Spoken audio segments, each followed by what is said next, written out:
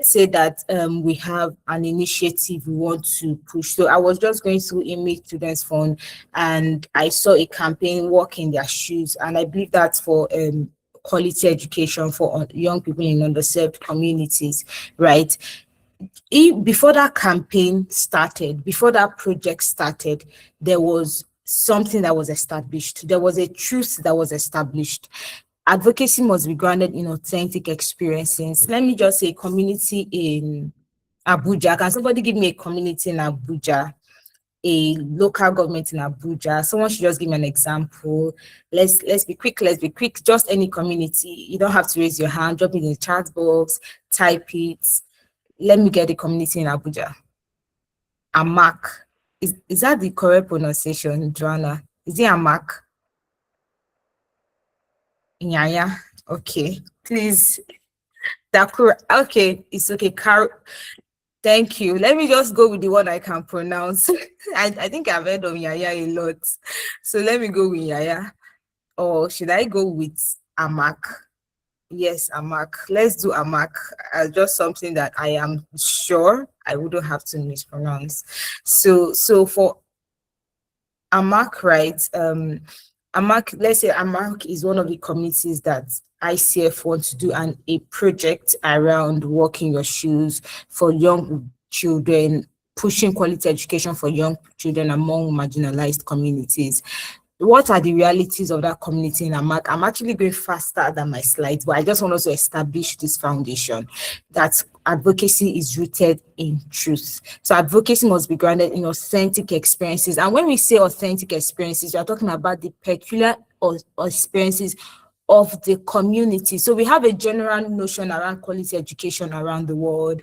We have a general notion of, I say, for example, not sure of the data, but saying 1 to 3 children out in Nigeria are out of school. We hear that a lot. It's the UN, in UNICEF, we see that information all over, for example.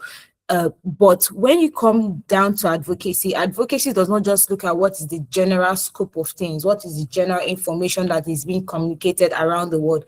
Advocacy comes down to the particular community that you have identified is facing this challenge, whether it's health challenge, whether it's quality education, whether it's maternal health, whatever is the issue, whether it's a neonatal death in certain communities, but what are the peculiar issues in that community? So when you say, I want to carry out an advocacy campaign, you don't just look at the data that Nigeria is already going through. I see a lot of children on the road, they don't go to school, so a lot of children are out of school, so a lot of children don't have access to quality education, but you streamline it and go back to the community. So it must have the peculiar experiences of the communities that you're about to work with.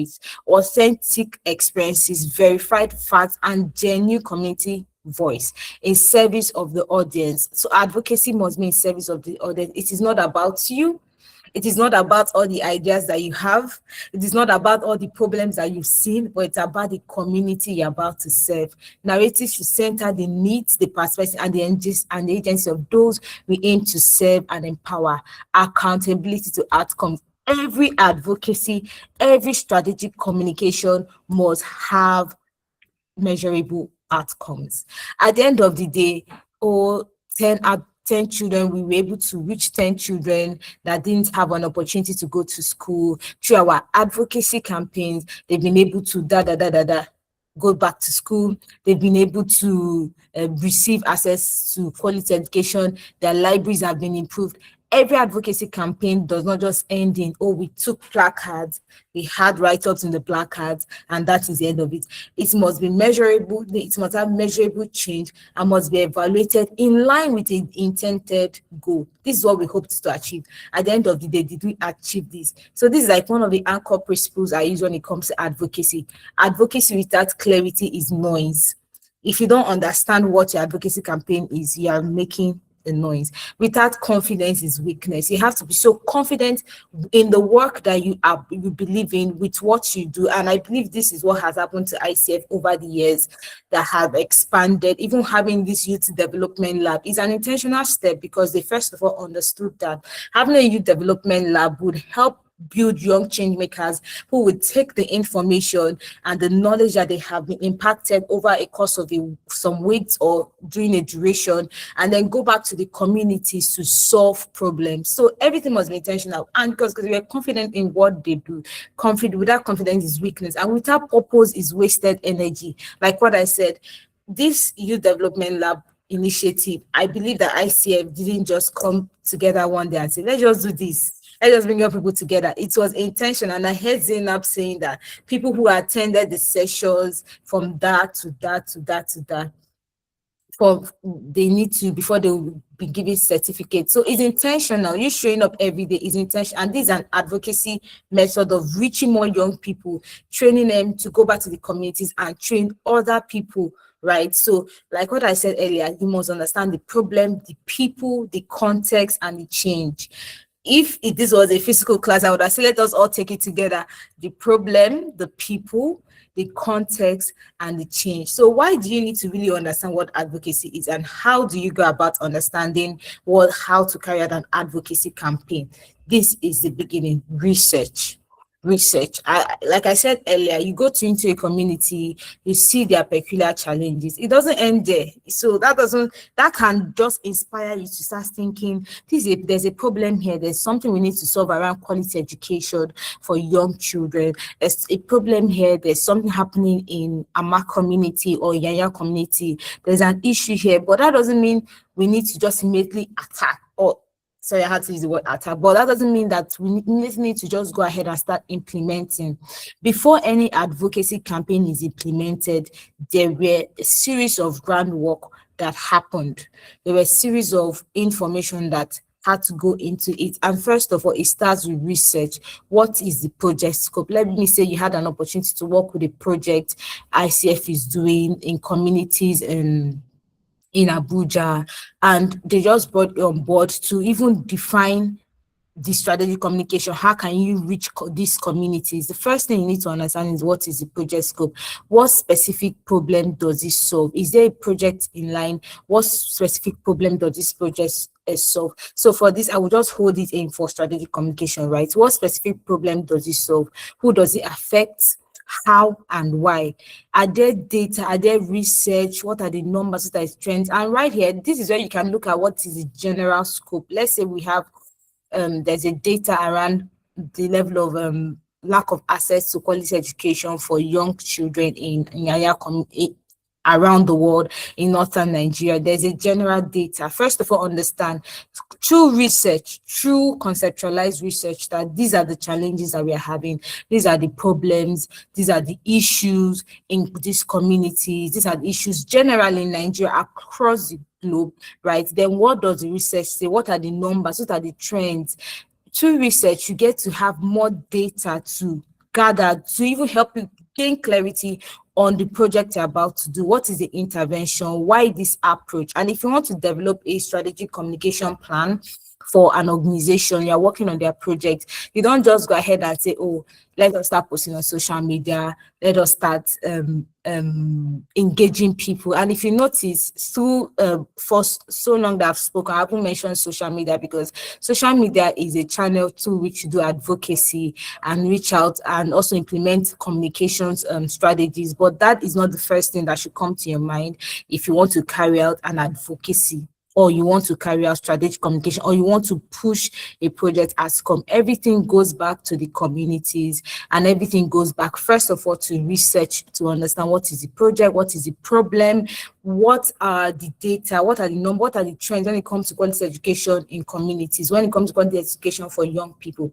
And then the next thing is to understand your value proposition. I got this term from business. If you're in business, you know that there are a lot of they say, oh, what is your unique selling point? And that is what makes advocacy, and that is what makes your project distinct. What is it that you are bringing to this community that is actually different? So a lot of times we hear a lot of people are doing initiatives around quality education. I'm just using this because of one of the focus of ICF is around quality education for young children in underserved communities, right? You see, a lot of times you see a lot of people they have several organizations, I don't want to mention their names, in social impact and civil society organizations talking about quality education, young people are out of school. There are a lot of narratives around education, even for young people, even for children. But within you, why is your project different? Why is your advocacy? What have you seen that is different? Before communicating, you must be clear on two things. The general notion is, oh, we have a lot of out of school children. That is what the broad conversation is. But when you are trying to implement a campaign, when you are trying to implement a project, right? What does your project do that hasn't been done? Or even though it has been done, what is the unique way your project is going to reach this community, or you're going to push your campaign that is quite different, right? That is one thing that you should, to make your advocacy effective and to drive social change. It's not just about how many people are doing quality education. It's not about how many people are building initiatives around quality education, but what is it that makes your project different? That is one thing you will use when you are pushing your advocacy and your strategic communication, be it online, be it with the communities, be it with funders, be it with stakeholders. Yes, we have discovered that in our community, children, this is something I wanted to say later, but let me just highlight it here. We've discovered that in Nigeria, number of children are out of school, coming down to our community through our assessment and our data that we have gathered within the community. We discovered that 10 in 1 children, or 1 in 10 children, do not have access, or their classrooms are poor, or they do not have access to quality education. And this is because of, so that way you are presenting not just a framework of advocacy, or this is a project you want to carry out, but you're also presenting to your stakeholders and your funders something that is quite different. This is something that is specific with your initiatives that we have seen that you cannot, it is something that hasn't been handled before. So I'm just going to hint on a project I worked a while ago around climate action for stronger Nigeria, around climate action for young people. One of the unique selling points for that project was to work with civil society organizations in communities. So let's say 5 states. Project was across 5 states, if I recall. Yes, across 5 states, about five civil society organizations. So one of the unique selling points that we were able to reach out to stakeholders, funders, was that this project, we won't be doing it alone. We are going to be co-creating this solution with civil society organizations within these states that are impacted by climate change. So what we are doing is that we are going to reach out to them. They will be the one to now drive the project within their communities, because they understand the peculiar challenges of climate change within their communities. So that is a unique selling point when it comes to advocacy and impact project, that you're able to look at your project and say that a lot of people talk about quality education, but when it comes to quality education, this is how we want to implement this advocacy. This is how we want to reach out to this community. That is quite different. So this way, you're able to present your advocacy campaign in such a way that it has a value proposition. It has something that differentiates it. It has a unique angle. It has a unique community approach that sets you apart and makes your outcome really significant. Another thing when it comes to advocacy to drive social change is frame. How do you frame your advocacy? How do you frame your strategy for your target audience? Right. This is one of the most practical skills for impact communicators. So first of all, young people in community need to identify your identity, the survival and action. So right, you need first of all need to understand that you have different stakeholders when it comes to advocacy campaign, right? You have your government policy makers, and I remember someone said that they want to understand how to reach out to their stakeholders when it comes to advocacy. You have your donors, you have the young people in the community, you have the children that you want to reach out to. So how do you frame your advocacy? So one thing you have to understand is to frame your advocacy, frame it for different communities. The way I will present a campaign, an advocacy campaign to people in the community. Let's still use the same example that we said that in our community, we noticed that 3 in 1 children do not have access to quality education. If I was to present that initiative to them, I won't come to our community and say that globally we have 5 out of globally across the world in Nigeria. Nigeria have an issue with access to quality education for young people. And in fact, if you look deep down, you will see that across communities in Nigeria, that is not their business. Their business is, what have you seen as a huge challenge in Ama community, in Yanya community? What is their challenge? Quality education. What have you observed? What have you been able to gather through your data, through your community entry, through your advocacy visit?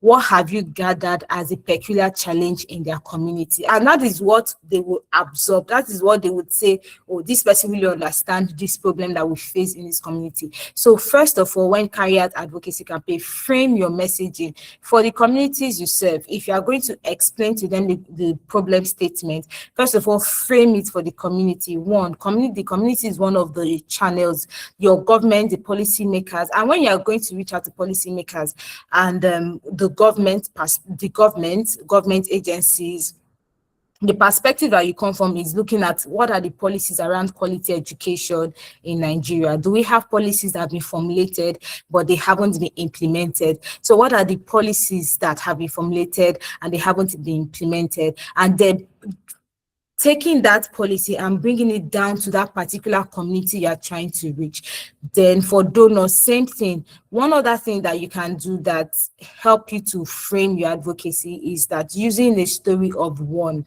and this works a lot of times. So I go to Ama community and I see a young boy called Abdulaziz. I hope that's right, Abdulaziz. Abdulaziz haven't had the opportunity to go to school for 8 years.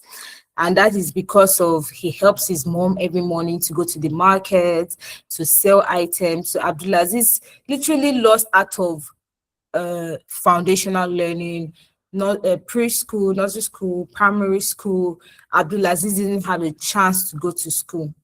That is one way you can frame your advocacy. So if I'm going to be talking to donors and funders, I can use a story of one, saying, first of all, in Ama community, a young boy called Abdulaziz. So Abdulaziz is one of the people that we met in Ama community. He's 8 years, and within the first 5 years of his upbringing, or for the duration of his foundational learning, Abdulaziz did not have the opportunity to go to school because of this, There are a lot of young people in Ama communities that are just like Abdulaziz, or a lot of young children that are like Abdulaziz that have lost foundational learning. Our initiative is to make sure that Abdulaziz goes back to school and to rebuild what he has lost in his early years of childhood.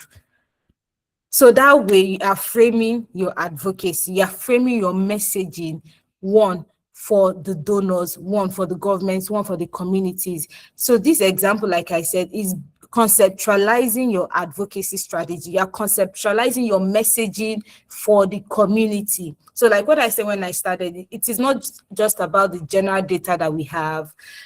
This is what we know, this is the public information, but how do we bring it down in such a way that we are framing it for the community? Like what I said earlier, the community, they're not just interested in what is the general data, what is happening across Nigeria. What is the specific problem that you have seen that you want to come and solve in our community?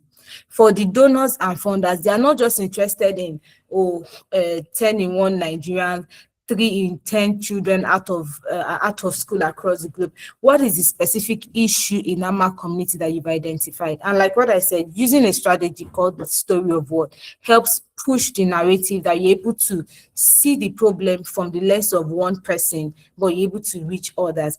I just want to know if you are following, if I am saying a lot of things at the same time, if the messaging is clear.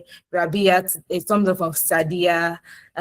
You can also drop that in the comment section so that I know that we are learning, so that I know that we are saying what is really solid for everyone. So I want to start in the comment section.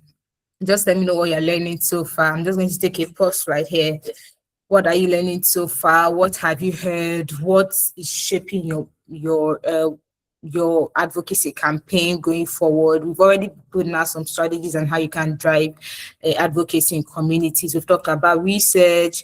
We've talked about research. We talked about value proposition, knowing what makes your advocacy different. We talked about framing your advocacy for the communities, for your donors, for the government. So I just want to know that we are following. I know we've gotten a lot of thumbs up, but can I see something in the comment section? Advocacy message has to meet the needs of the community. Thank you, Joy. That is spot on. That is spot on. Okay. Can we get more feedback? More feedback while we go ahead. If you want to speak, you can use the raise hand feature, and you just spoke about using the strategy. Okay, Joanna. Okay, Rabi, I want to say something. Joanna, you may want to expand on that. Yes, Rabi. Mhm.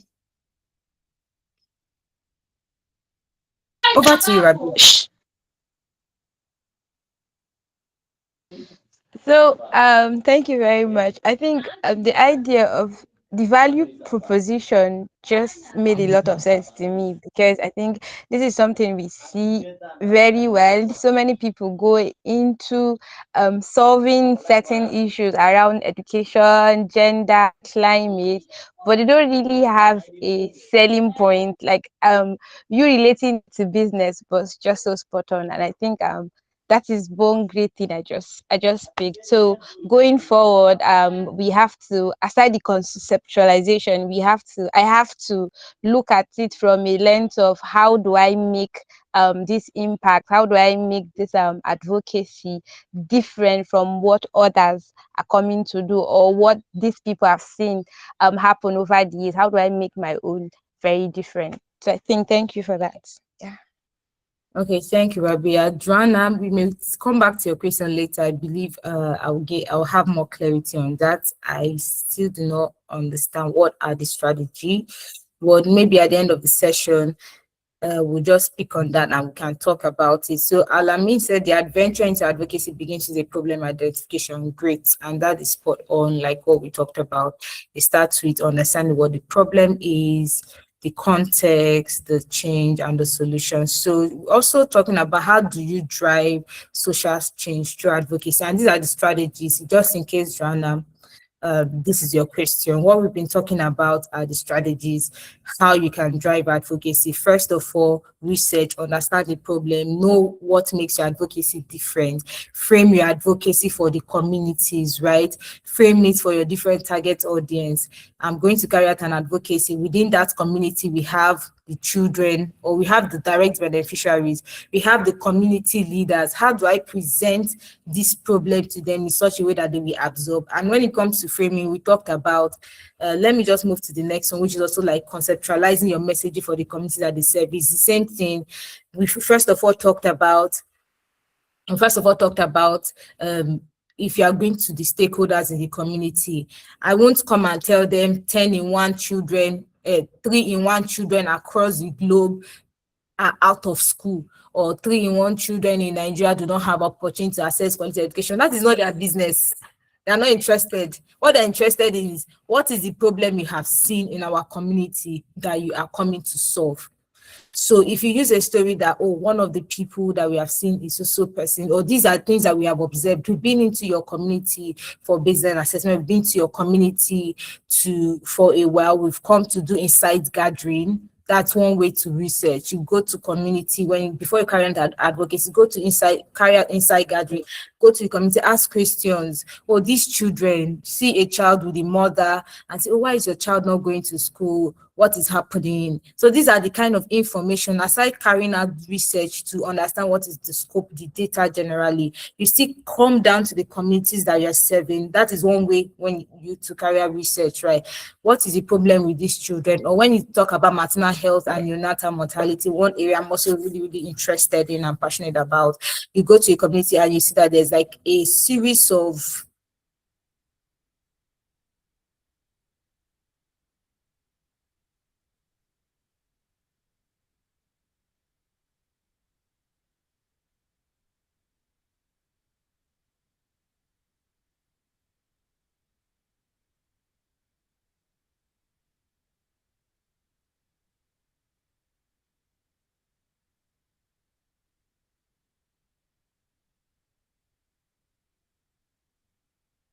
the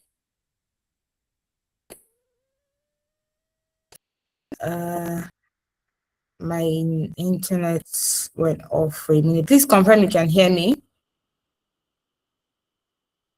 Thank you, Joy. Can you still see my screen? Yes, thank you, Joanna. Thank you, Isaac. So we just go ahead. Like what I said, research is two-way. You have the research to gather all the data to understand what is the general scope, what is the general notion when it comes to quality education. Then you go back to the community to do your insight gathering and your research before every advocacy. No advocacy is done without the community. Like what we talked about is every advocacy must be for the community that you serve. So every advocacy must go back to the community. It does not matter the kind of solution that you have, does not matter the kind of campaign you want to do, whether you want to share flyer, whether you want to push advocacy for quality education, whether you want to even build a library, whether you want to execute a full-blown project, right? First of all, you need to go back to the community. And there's this story that I believe that we must have heard a lot of times. It's being used in the civil society space a lot about an initiative going to a community, an organization going to a community to go and open a water tank for them, open a water tank because they see the women going, the children or something like that, going a long distance to go take water, and they decided to build boreholes close to their houses. After building boreholes, they never used the boreholes. And when that was when they went back to community and they discovered that anytime these parents send the children to go and draw water at these wells and in the stream, that is the time the husband and wife take out time to meet and to have good time when they sent their children far off, right? That's the story that's being used. So the issue was not that that water or access to water or close by was their major problem. That was not their major problem. It was an entire thing differently. Maybe let's say having something to set up for the children later or just something else. That was not the entire scope, but there was a miscommunication because that project or that advocacy was carried out in silos, was not co-created with the communities that they were about to deliver that intervention for. So the research is in two ways: research to understand the general notion, research to understand the peculiar challenges of the community. Even though you may have seen it from afar, may have heard of it, but that does not summarize the issue, right?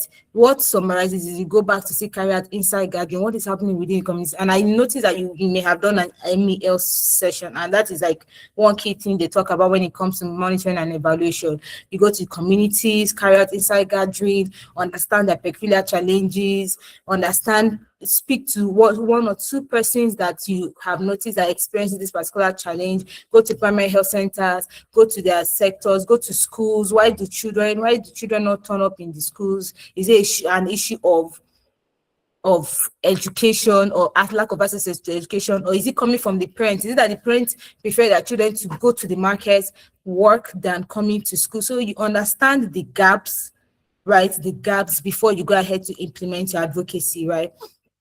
And also understand how you will frame the messaging for the different audience in your campaign.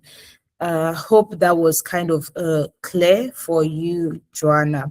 Then let's go ahead. So we talked about conceptualizing your messaging for the community. So your goal is not to push an advocacy to a community. Like what I said, is to co-create your advocacy campaign with the community. So when I go to a community, let me say I go to a community in the north, and the first thing I want to do is to start speaking all this English that I've been speaking on this call.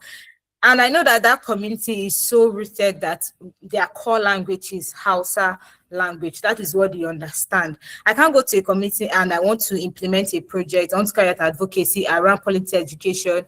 And the first thing I'm saying is I'm speaking English.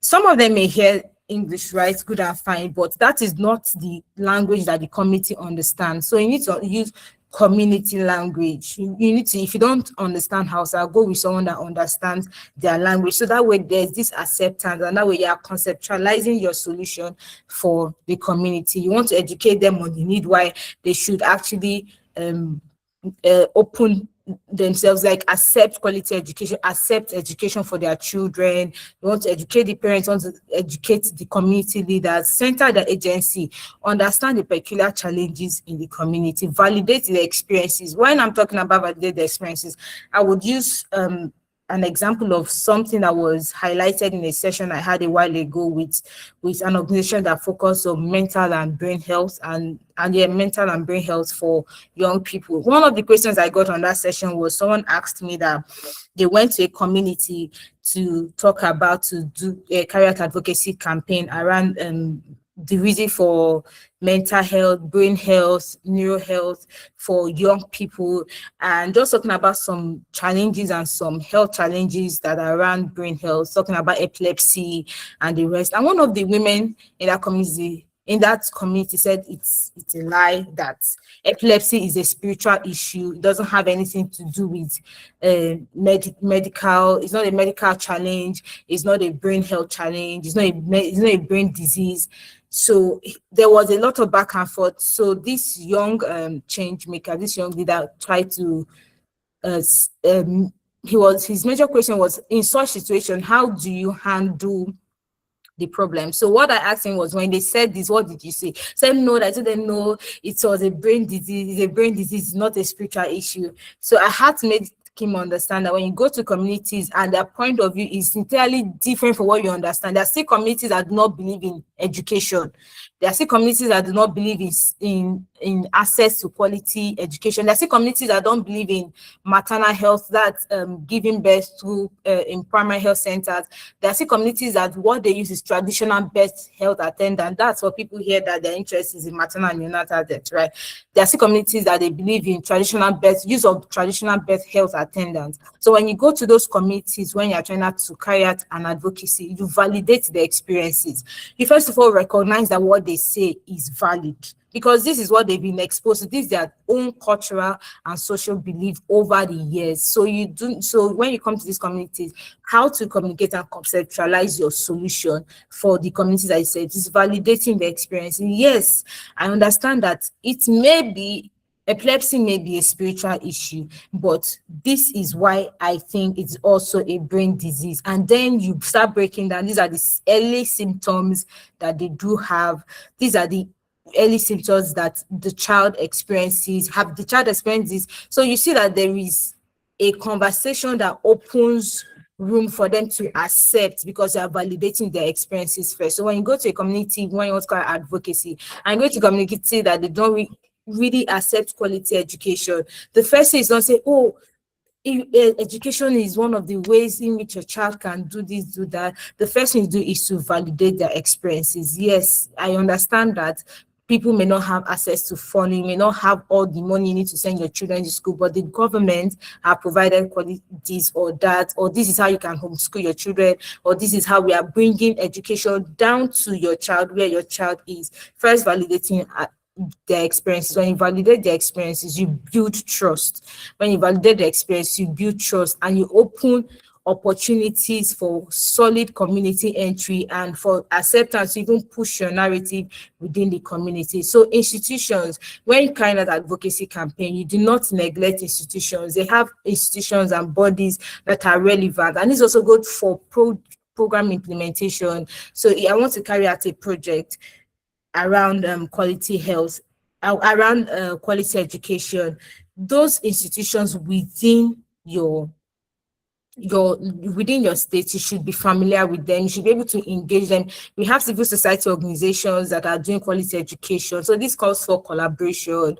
This is if you want to carry out the campaign at a broad scope, right? Quality education, they have institutions, they have bodies, Ministry of Education, government bodies, media institutions, funders, partners. So you do not carry out an advocacy campaign just because you are passionate about it, but you're able to co-create this your initiatives with the communities and also for institutions. So let's say every campaign has an ecosystem, like what I put down there. Know is before you launch, what are those government bodies that you should be reaching out to? It's just like someone launching a gender and sexual, a domestic and sexual violence initiative, something that DSVA does in Lagos, Nigeria, where I stay. So you can't be carrying out a project around gender, around a project that is against female gender mutilation, and you're not talking to there's an agency called Domestic and Sexual Violence Agency in Lagos, and you do not relate to them, you have nothing to do with these government institutions. So if you are thinking of carrying out an advocacy that is broad scope, or even as little as it is, open your mind to government institutions, open your mind to other civil society organizations that are doing what you want to do, and learn how to work with them. So that way you are expanding your initiative, right? You are not longer seeing it as, oh, it's just a campaign. I just want to talk about quality education. I just want to go to this community and talk about maternal health. I just want to reach them in this particular way. But you're expanding your network in such a way that it reaches not just the communities that you're about to serve, right? But also you're working together with valid health institutions, valid bodies and relevant bodies and institutions to co-create your solution, because every campaign has an ecosystem. Every campaign has government institutions involved. Every campaign has fundamental partner, have civil society organizations that have been doing what you want to do. They have government institutions, Ministry of Education, and other educational communities that can help you push your campaign, right? Use the right digital and social media channels. And this is where most people jump into. But before you carry out an advocacy campaign, this is not the start point. This is just one of the channels. Before you even say, oh, I want to push communication for a project, this is not the start point. Social media is like one of the listing. And I know that there are some people that the advocacy is on social media. If your primary way of pushing advocacy is social media, good and fine. If you want to start talking about mental health and you say, I want to use my digital page, that becomes your primary. But if the major project you want to do is community focused, your primary way of pushing an advocacy is a community. Not social media. Social media is used to amplify the work that you do.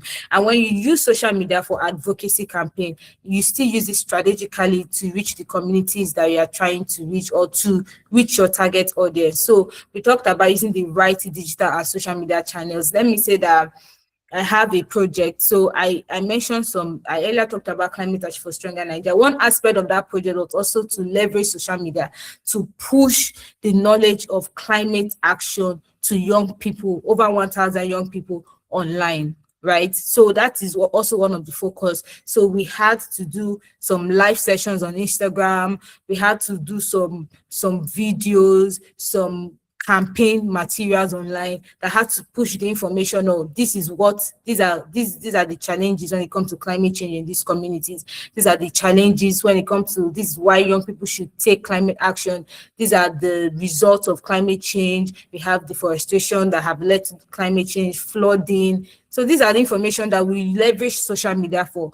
But first of all, before we went ahead to do that, we had served different segments of the project, right? We had the one that served the communities, right? And we also had the one that wanted to push advocacy using social media. So when you want to push an advocacy using social media, you need, first of all, need to understand that your messaging needs to be powerful. To make your messaging powerful, own your campaign name. Like, this cannot be overemphasized. What is the campaign you are trying to push online? Own your campaign name. Every advocacy should have a unique identity that says this is what the advocacy campaign is about, whether it's for quality education, whether it's for mental health, whether it's for maternal health, whatever it is, it should have a unique campaign name. Match your information to the right platform. I can't be talking about quality education for a certain category of people, and I'm talking about it on LinkedIn, right? When I know that the major audience and the people that would see the videos I want to create are on Instagram. So match your advocacy campaign, match your initiatives, match your strategy to the right platform, and use the right hashtags. I think one of the things I saw online when I was going through ICF was walk in their shoes. That was a unique hashtag. So if you want to say, I want to start advocating for a good cause using social media, I want to use my social media platform to really push for something I'm passionate about,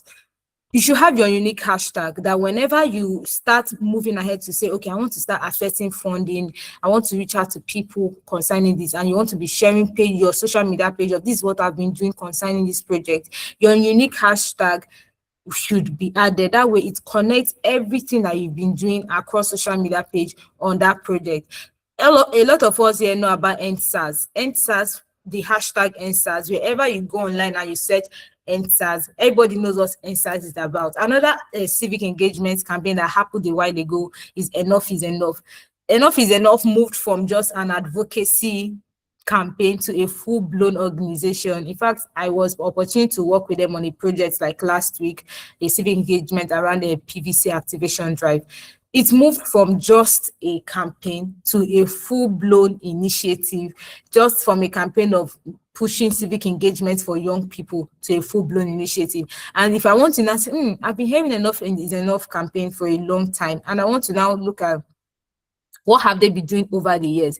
If I do hashtag Enough is Enough, everything around Enough is Enough campaign would show from the early days when it was just a campaign to make sure that young people understand civic participation, understand governance, understand democracy, down to now that they're a full-blown organization that is still pushing for civic engagement, right? So your advocacy campaign can just start as little as, I want to use social media, but you're able to strategically use social media in such a way that if you now have resources and opportunities to move it from just talking about on social media to going into communities to work with people, to bring more people on board, you have a track record that can be tracked over the years. So you should have a unique campaign name, match your information to the right platform, then use a unique hashtag. If you check hashtag climate action for stronger Nigeria, every project or everything that was done online using digital platforms around climate action for stronger Nigeria would pop up. And if you see, the project had its name, but Climate Action for Stronger Nigeria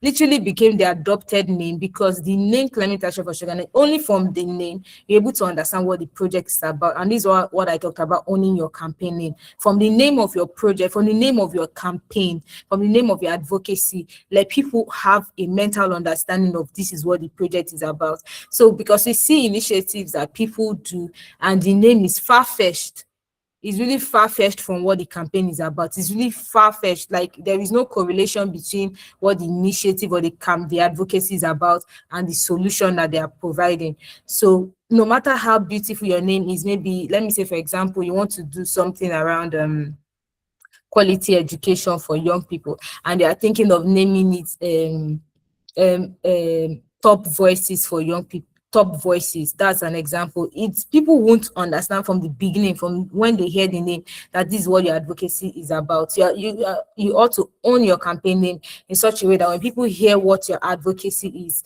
it's just like branding. When you brand your projects, when you brand your business, right, people are able to understand that from the name of your brand, they have a mental understanding of this is what your brand is about. That is the way your campaign and your campaign name is supposed to be, such a way that for when people hear what your campaign is about, they're able to understand. Let's say Youth Development Lab, just from the name, people will understand that this initiative is about youth development, developing young people, like a lab.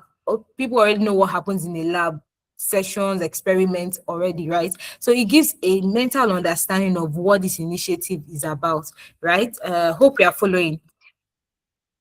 Are we following? Are we following? I need the thumbs up. I need the reactions. Only okay, Joanna. Thank you, Joy. So while we are wrapping up, right? How do you also drive social change through advocacy? Humanize your campaign. We've talked about this a lot of times. Humanize your campaign. Data informs, but people inspire and connect. So it's not just about the data that you've gathered in the community. It's not about what the UN is saying. It's not about what UNICEF is saying. It's not about what WHO is saying. All those are data, but when you're able to highlight the peculiar challenges of young people or peculiar challenges of your audience or the communities you're working with, you're able to humanize your story. I know I talked about finding one person in a community and highlighting their story. So if I want to carry out a campaign online, let's say we've done something in a community, right, and I want to push this advocacy online, I would use a story of one. I talked about using a story of Abdulaziz, right? Abdulaziz, a young person who lost his foundational learning opportunities because he had to follow his mom to go sell in the market and wasn't able to access quality education. So I am raising a campaign to push for education, like quality education or access for education for Abdulaziz as he goes through his next phase in life, right? right? People will connect to it because I'm humanizing my story and humanizing my campaign. I'm talking about the peculiar issues of people in the community. I didn't just come out to talk about 3 in 10 children are out of school. I can even say be like Abdulaziz, or I want more children like Abdulaziz to receive access to quality education. This connects the story, whether you are pushing it online, pushing it in your document, or you're even pushing within the community. People are able to understand it well because you are focusing on the peculiar issues and you're highlighting the challenges, right? You are humanizing your campaign, connecting individuals to systemic challenges, right? So the personal story must open a window onto the wider issue, not to remain isolated. So this is what I said earlier. The personal story should create room for wider reach, right? So highlights the personal stories of people in communities. You can decide to hide their identity, which is without their consent, not to put their pictures, not to put their information online. You can just use a persona, right, to highlight their name. The person's name must not be Abdulaziz. Use a name to highlight the peculiar stories about people in the community or the advocacy you are trying to push. So like what I said, you can share statistics that says 10 million children in Nigeria out of school. That number is staggering, but most people will hear it and they will move on. That's not the first thing I hear it. But when you are making a campaign online and you tell them about one child, her neighborhood, the morning she stopped going to school, and the same statistics has a connection. You talk about a child, her name, the neighborhood where she's from Mama community, she stopped going to school because of this, and this is what is needed to bring her back to school. People connect to it because you are humanizing your story. Make your audience feel something. Let them feel empathy. Let there be an urgency. Like what we said, every advocacy must have an outcome. At the end of the day, people should be able to connect and say, I want to give into this cause. I want to support this cause. I want to partner with these people because of their initiative. And it is not data that does it. It is not only data that does it, it is creative storytelling. It is storytelling by humanizing your campaign, right? Let's go ahead. So just closing it up, right, is take lessons from others, study campaigns that have worked and how they are implemented. Even though you have a unique way of how you want to push your advocacy campaign, right, still understand campaigns that have worked previously. How were they implemented? How were they able to amplify the voices of the people in the community? So, right, understand when you learn, you now adopt it. Also, like what I said earlier, measure whether your strategy advocacy worked, right? Measure it. Did the behavior change in the community? Did they now open? Was that acceptance to quality education? Did people act different after encountering what you posted online? Did they sign up? Did they mobilize? Did they want to partner with you people, with your organization? Measure everything. Did the communities engage? Did the target audience respond? Did they build trust with you? Are you able to shift a narrative around education in this community? So it's not just about going to your community and carrying out advocacy, doing flyers, reaching out to the kind of sensitization campaign, outreaches. It doesn't end there, but at the end of the day, what was it before and what is it after? Right, so I had already talked about climate action for stronger Nigeria, and these were just some things I highlighted to just show how the project was used to drive strategic advocacy in communities. So that is it for how you can carry out advocacy campaign in communities. And I had to just add this as something I have always seen, and whenever I go to make to speak, I just had this as something I see frequently online, and I would really want us to change the narrative as young people who are interested in making an impact. So this is one of the rules for ethics and the rule and ethics for impact story and advocacy. We hear a lot of people talk about Afro-pessimism story, how people are across the globe picture African stories in such a way that it looks like Africa is suffering, Africa is having a huge challenge. We see that, but I have also seen how we as young people, we are even the ones that push this narrative because either want to access funding, we want to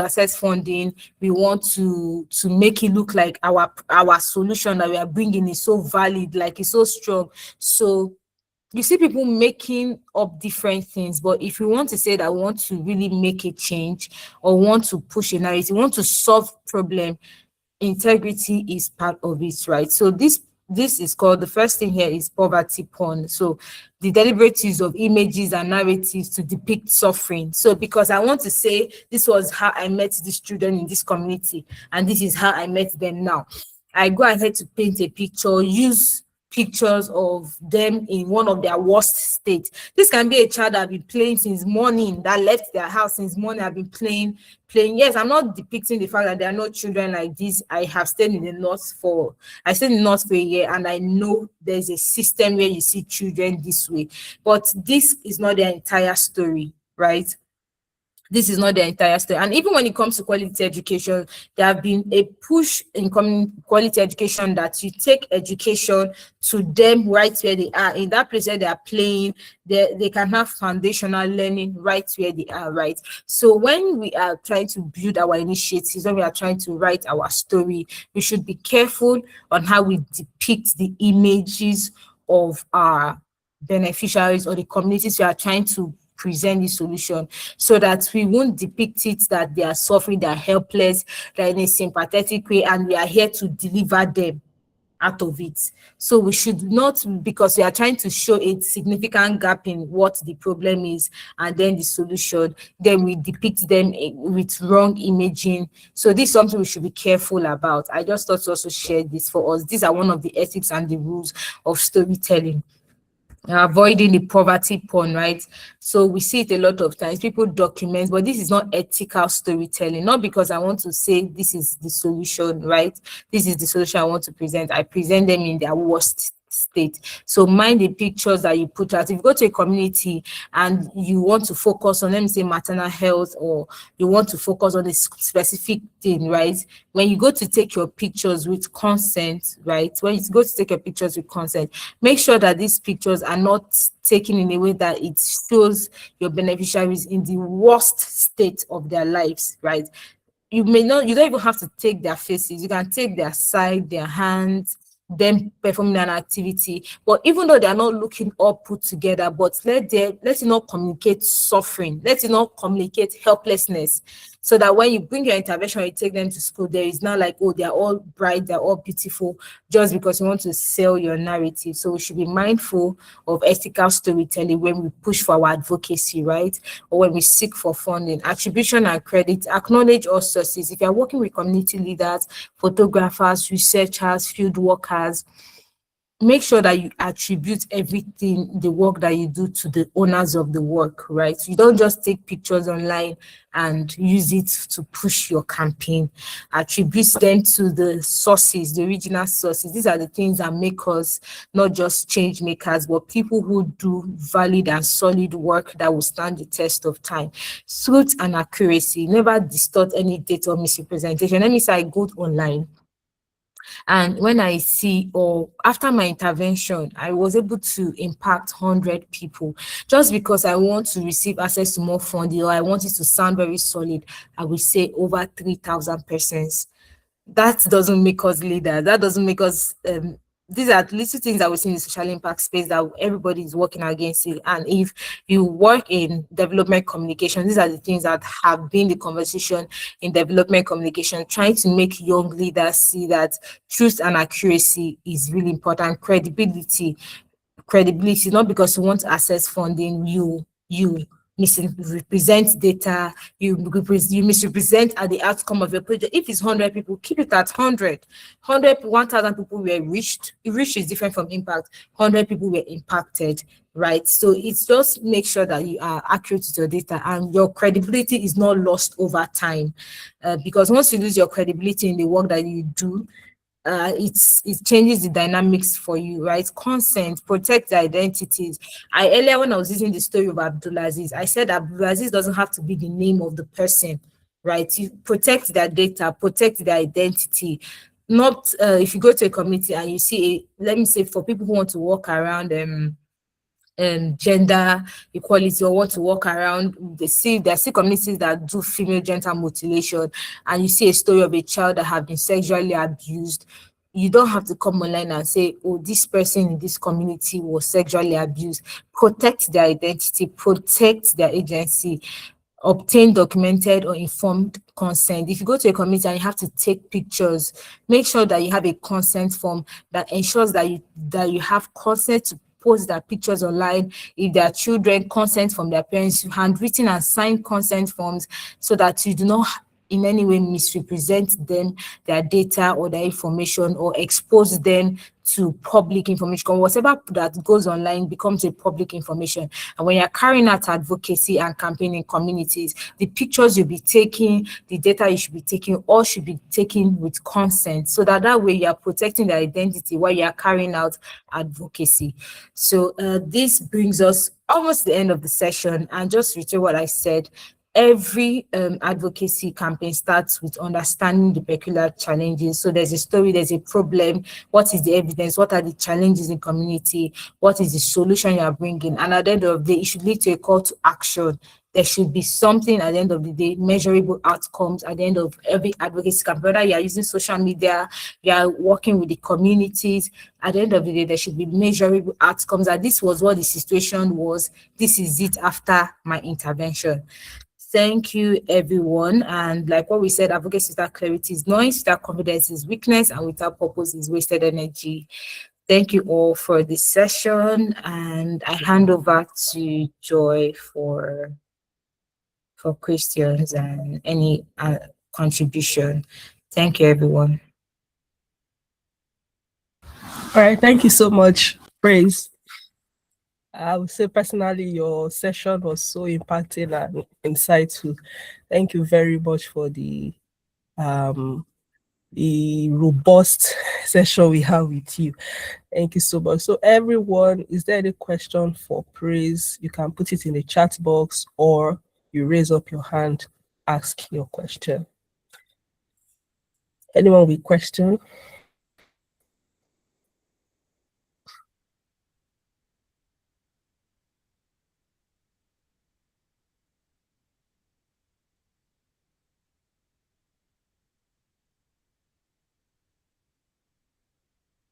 Oh, okay. So if we don't have question, do we have feedbacks, contribution, addition, or subtraction? Subtraction.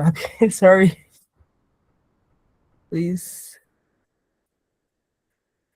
Any contribution, question you want to add, or your take home? Yeah, let's hear your take home.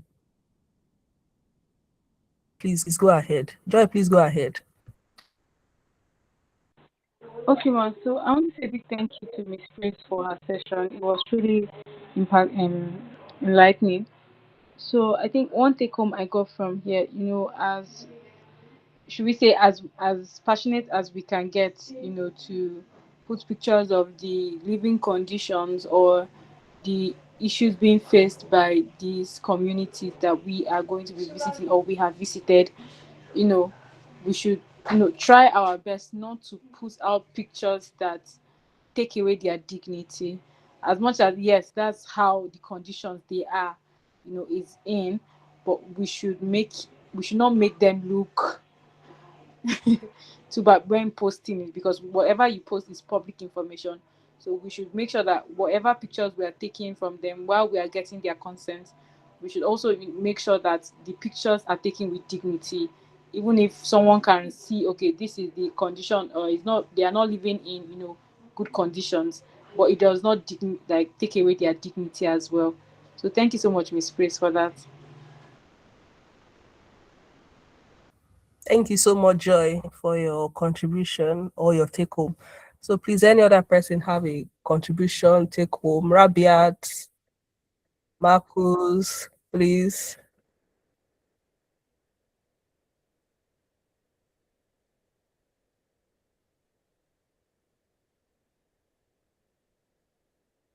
So it seems we do not have any question or contribution. So once again, I'll say thank you so much, Praise Okeze, for the wonderful, insightful, and enlightening session we had with you. Thank you very much. We really, really appreciate. Thank you so much from Ilumi Children's for that. Thank you so much from all the participants of this session. So once again, I'd like to remind us that after this section, we have two more other sections to attend next week, Saturday, and the upper one. So I'll end endeavor us to please attend the next session, because that's where we'll be collating the data of participant that has participated religiously for certificates and other benefits that may come with it.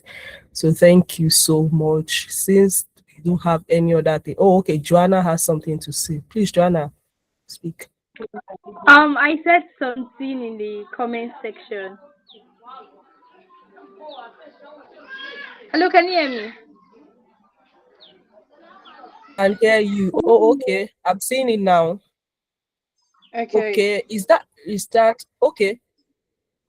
That's a contribution, I guess. Yes, Is yes, you yes. talked about, okay, okay. Thank you so much for your contribution, Joanna. We really Thank you. appreciate. We So learned so much today. Thank you. so since we don't have any, do we have any other contribution or question from anybody?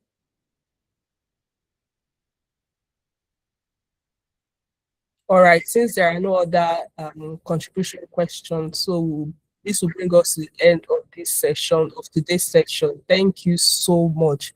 We really appreciate it. And I also apologize on behalf of Precious. I think network from our own end was bad, so I really apologize on her behalf. Thank you so much, everyone. Thank you, Praise Okeze. Thank you, Joy. Thank you, Rabiat. Thank you, Joanna, Isaac, and every other person. Sadia, thank you so much. We really appreciate your time. Thank you. Bye, everybody. Bye, ma. Bye.